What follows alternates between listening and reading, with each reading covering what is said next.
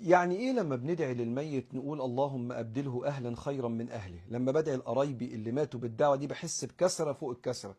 هو فعلا ربنا بيكرمهم باهل غيرنا وينسونا؟ لا، ابدلهم اهلا خيرا من اهلهم. يا جماعه مش احنا امواتنا نازلين في المقابر؟ طب احنا عايشين مع بعض اهو. يعني انتوا دلوقتي بتسمعوني، انت قاعد في اوضتك، بره في الصالون بتاعك اهلك قاعدين بيتفرجوا على التلفزيون، ولا انتوا قاعدين مع بعض دلوقتي في بتاع بتتفرجوا على ما انتم مونسين بعض.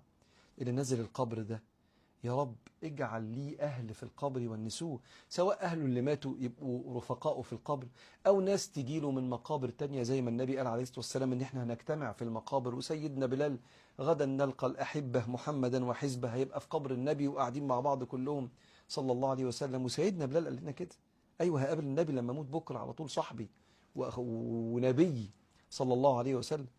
فهم الاصحاب، هو نبيهم وهم الاصحاب.